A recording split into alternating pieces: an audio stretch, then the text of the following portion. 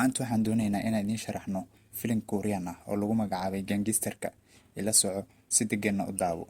Filimka waxa uu ku bilaabanayaa gaari cad ayaa waxa uu socdaa wadada. Gaariga cad waxaa soo raacaya gaari madow.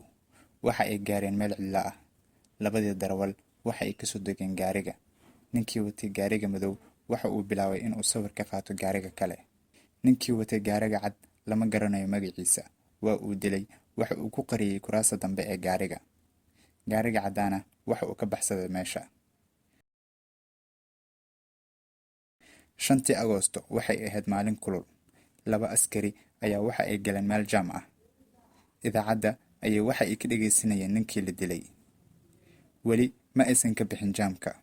Mid ayaga ka mid ah waxaa lagu magacaabaa Tisak.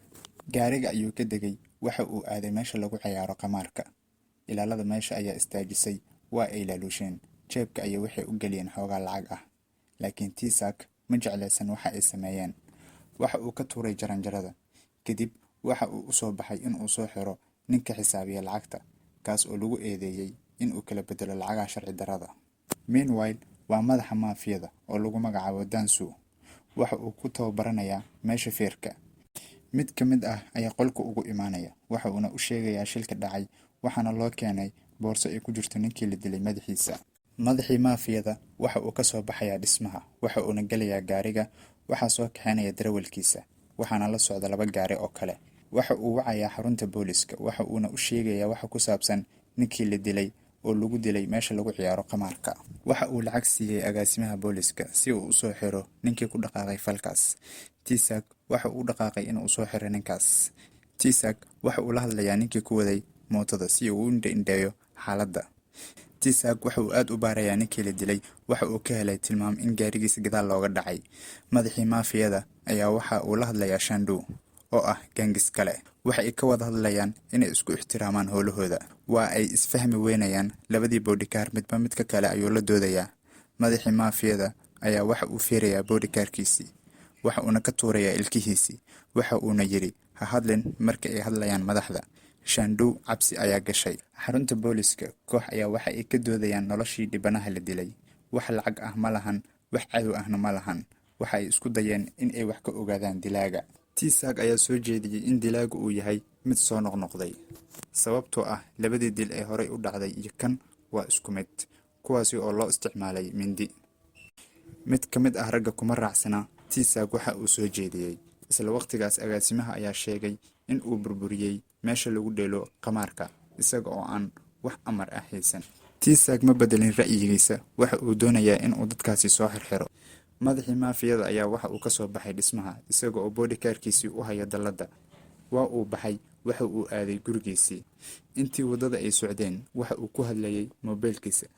Si lama filaan ah ayaa gaarigiisa waxa ku dhacay gaari kale. Waxa uu ka fiiriyay haadka dhexe. Ninkii ayaa waxa uu ka soo tegay gaariga iyadoo aan cidna la socon. Waa dilaaga dhabta ah. Madaxa maafiyada kuma jiro caymis. Waa uuna ka tegay dilaagii. Dilaagii waa uu ku soo booday waxa uuna ku dhuftay midida. Madaxii maafiyada ayaa ka xoogay dilaagii midida. Dilaagii meesha ayuu ka cararay. Madaxii maafiyadan waxaana la geeyay isbitaal. Dilaagiina waxa uu dilay dad kale. Isla waqtigaas dilaaga dhabta ah waxa uu dhaqayaa mididiisa. Waxa uu u baxay banaanka si uu u soo dilo qof kale. Waxa uu dilay qof oday ah. Madaxii maafiyada ayaa soo kacay. Waxa uuna la hadlayay bodyguardkiisa. Ma oga waxa loo soo weeraray iyo waxa laga rabay. Ilaaladiisii ayuu u sheegay in ay soo raadiyaan ninkii soo weeraray. Tisak ayaa soo booqday madaxii maafiyada si uu u ogaado xaaladiisa. Waxna ma uusan u sheegin. Tisak ayaa arkay gaariga madaxa maafiyada. Waxa uuna arkay calaamadihii oo kale. Waxa uuna ku dhaqaaqay inuu ka qaado sawirro. Tisak ayaa la wadaagay agaasimaha. Agaasimihii ayaa yiri waa inaan weydiinaa su'aalo madaxa maafiyada. Intaas kadib Dansu ayaa sheegay inuusan arkin wajigiisa. Intaa waxaa dheer in uu yahay dilaaga saxda ah. Ama waxa uu noqon karaa dilaaga dhabta ah kaas oo soo weeraray madaxa maafiya. Agaasimihii ma doonayo in uu maqlo hadalladaas. Xafiiska ayuuna uga baxay. Dilaaga ayaa waxa uu istaagay meel shidaal asigoo cabaya kafee. Nin ayuuna istaajiyay waa uuna dilay. Dansu ayaa waxa uu raadinayaa wajiga dilaaga dhabta ah. Waa uuna sawiray waxa uuna u dhiibay ilaaladiisa si ay u soo raadiyaan. Inta aysan soo qaban booliska. Dilaagu waxa uu wadaa gaari weyn. Gaariga weyn waxaa jiifa nin. Ninka ayuu rabaa marka inuu dilo dilaaga. Ninkii ayaa mididii kula dhegay dilaagiina mididii waa uu tuuray, gaarigiina waxa uu ka baxay waddada. Tiisaag ayaa soo booqday madaxa maafiyada si uu ugu cadaadiyo inuu iska daayo maafiyadan. Dilaagu waa uu waalan yahay, inta uusan dadka dilinna waa uu joojiyaa, markaas kadib ayuuna dilaa. Dansu ilaaladiisii waxay ka wada hadlayaan ganacsigooda si ay horay ugu sii wadaan. Dansu waxa uu go'aansaday inuu soo qabto dilaaga, kadibna ay dilaan. Waxa ay ogaadeen inuu isticmaalo midi uu dadka ku dilo. Tiisaag iyo Dansu waxa ay ku heshiiyeen hadduu midkood soo qabto in uu maxkamadda geeyo Tiisaag, haddii uu Dansu soo qabtana in uu dilo. Waxa ay wadaageen xogtoodii oo dhan. Dansu waxa uu duubay waxa ay ku wada hadleen gaangiska iyo booliska. Waxa ay ku heshiiyeen inay soo qabtaan dilaaga. Dilaaga waxaa lagu qiyaasaa inuu jiro 35 sano. Caadi ahaan dadka waxa uu dilaa habeenkii. Tiisaag ayaa la wadaagay sirta oo dhan in ay soo qabtaan dilaaga oo ay xiraan. Tiisaag ayaa ilaaladiisa u sheegay inay booliska caawin doonaan, maalinna ay soo qaban doonaan dilaaga.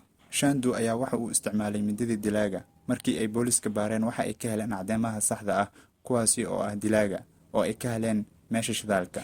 Tiisaag waxa uu ka shaqaysiiyey maskaxdiisa. War ayaa sheegaya inuu dhintay Shangu. Tiim cusub ayaa yimid xarunta booliska si ay uga qayb qaataan baaritaanka. Dilaaga saxda ah ayaa wararka waxa uu ka daawanayaa makhaayad, isaga oo naftiisa ku leh aniga ma sameynin. Wiil yar ayaa maqlay, si cabsi leh ayuuna u eegay. Dilaaga saxda ah waxa uu ku dhex jiraa dad badan, indhaha ayuuna kala socdaa Dansu. Dilaaga waxa uu tagay Shandu boodhikaarkiisa, waxa uuna u dhiibay warqad, waxaana ku qoran Shandu waxaa lagu dilay mindideeda, laakiin aniga ma ahi. Dansu iyo Tiisaag waxa ay baarayaan gaariga cad, waxa ayna ku arkeen dhiig, waxa ayna ka rabaan in ay ka helaan cadeymo. Koox ayaa soo weerartay, waana Shandu tiimkiisa. In yar kadib Tiisaag waxaa la soo xiriiray qof u sheegaya dilaaga. Waxa ay u yimaadeen qofkii meeshii laga helay dilaaga ayay u sheegtay, waxayna u sheegtay in laga helo warshada cabitaanka. Booliska waxaa timid gabar, taas ayaa waxay u dhiibtay fayl oo ku qoran in uu yahay ninkii la raadinayay. Faraha qofka waxay islahaadeen farihii laga helay isteeriga gaariga cad. Tiisaag ayaa aaday guriga qofkii ka kireeyay dilaaga, waxa uu la hadlay islaantii guriga lahayd. Islaantii ayaa tiri, ninka guriga aan ka kireeyay waa nin wanaagsan. Tiisaag waxa uu guriga ka helay sawirada iyo agab kale. Waxa uuna is ag dhigay sawirka uu ka helay gaariga iyo sawirkii la sawiray. Caadi ahaan way is yeesheen. Tiisaag ayaa la wadaagay asxaabtiisa si ay u qaadaan talaabo. Waxa ayna isla wadaageen sawiradii oo dhan iyo in ay ka soo raadiyaan magaalada oo dhan. Waa ay daaleen, waxa ay go'aansadeen in ay nastaan. Dansu waxa uu sugayaa dad, waxaa da'aya roob. Gabar iskool dhigata ayaa soo istaagtay ayadoo sugaysa bas, waxa uu u dhiibay dalladii. Tiisaag, Dansu iyo tiimkiisa waxa ay cunayaan casho. Waxaa TV-ga laga soo daayay in la dilay gabadhii Dansu uu siiyey dalladda. Waa uu xanaaqay, waxa uu qof kasta amray in uu raadiyo dilaaga. Markan waxa ay ciirsadeen gaarigiina waxa ay ku dhufteen gaarigoodii.